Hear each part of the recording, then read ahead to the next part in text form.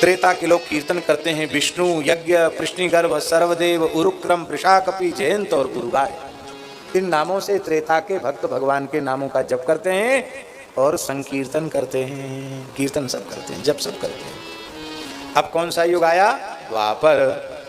द्वापर में भगवान कैसे हैं? ले द्वापरे भगवान श्याम पीतवासा निजायुधा श्रीवत्सादिविरंकैश्च लक्षणैरुपलक्षिता। द्वापर में भगवान श्याम है, पीतांबर धारण किए हुए हैं और भगवान के चारों हाथों में अपने आयुध अर्थात शंख चक्र गदा पद्म भगवान धारण किए हुए हैं। श्रीवत्स का चिन्ह भगवान के श्रीअंग में है और भृगुलता का चिन्ह, जितने भी भगवान के चिन्ह हैं, श्रीवत्स, भृगुलता, कौस्तुभमणि आदि, उन सबको भगवान धारण किए हुए हैं। और इस स्वरूप का दर्शन, जो द्वापर युग के ठाकुर जी के स्वरूप का दर्शन, हम लोग जब वेंकटेश तिरुपति बालाजी जाते हैं तो बिल्कुल जो स्वरूप का वर्णन है वो श्रीनिवास भगवान का उसी स्वरूप में दर्शन होता है। बोलो श्री श्रीनिवास भगवान की जय, श्री तिरुपति बालाजी महाराज की जय। अब एक और रहस्य की बात आपको बता दें। आकाश राज की पुत्री पद्मावती से उनका विवाह हुआ, भगवान श्रीनिवास का। ये आकाश राज की पुत्री पद्मावती कौन है? कौन है?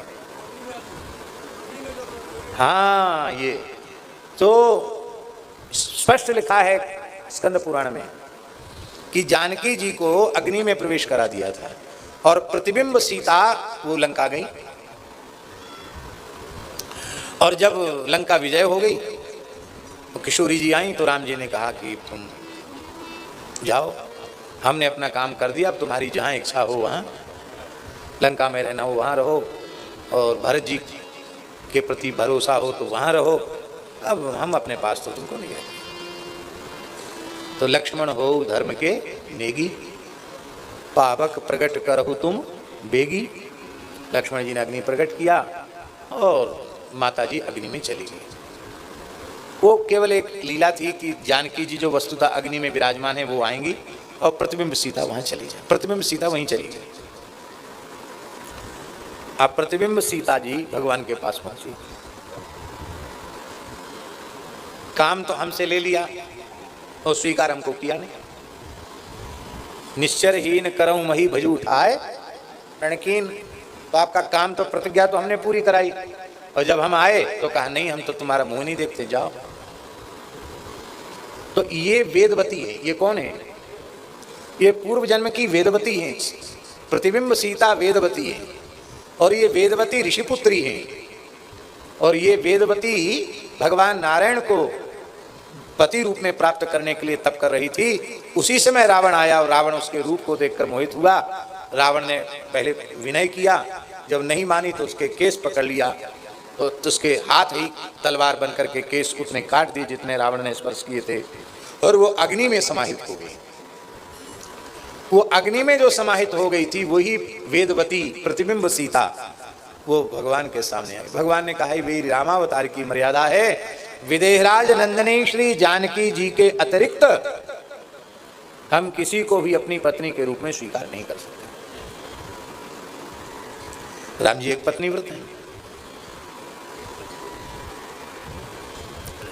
तो बोले ठीक है, हम भी तपस्या करेंगे। तो यही संकल्प लेकर वो अग्नि में समाई कि राम जी ही मेरे पति हो। तब राम जी को द्वापरांत में श्रीनिवास के रूप में अवतार लेना पड़ा। ये हम अपने मन से नहीं बोले, पुराण में वेंकटाचल महात्म्य, स्कंद पुराण में वेंकटाचल महात्म्य लिखा है, राम जी ही तिरुपति बालाजी के रूप में श्री श्रीनिवास भगवान के रूप में राम जी प्रकट हुए और प्रतिबिंब सीता जो वेदवती हैं उनके साथ भगवान ने विवाह किया। वही है पद्मावती। और महाराज एक बात बड़ी विचित्र लिखी है, कलयुग में सब जीव इस प्रकार के भाग्यशाली नहीं जो प्रत्यक्ष भगवत साक्षात्कार कर सकते हैं। कहाँ हैं हम लोग? खाने पीने सोने में मस्त हैं। ऐसा नहीं कि कलयुग में साक्षात्कार नहीं होता, लेकिन भगवत साक्षात्कार के लिए क्या कर रहे हैं? कुछ नहीं। तो ऐसे जो जीव हैं वो यदि तिरुपति बालाजी में जाकर दर्शन कर लेंगे तो उन्हें प्रत्यक्ष राम जी के दर्शन का फल प्राप्त हो जाए। वेंकटेश बालाजी का दर्शन साक्षात रघुनाथ जी का दर्शन है।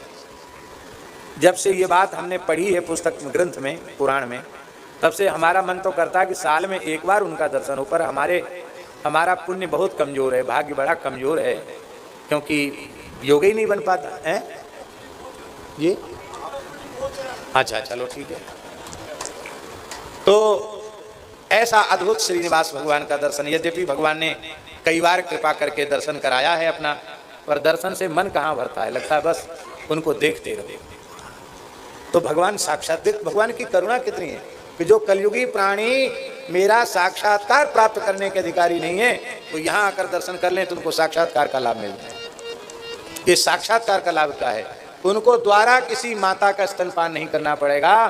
जो एक बार वेंकटेश बालाजी का दर्शन कर लेंगे, वो जन्म मृत्यु गर्भ सबसे मुक्त हो जाएंगे, भगवान के धाम के अधिकारी हो जाएंगे।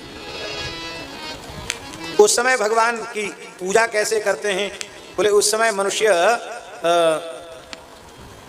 छत्र चमर आदि लगा करके खूब स्वर्ण आभूषण आदि के द्वारा भगवान का अर्चन करते हैं वैदिक तांत्रिक पद्धति से।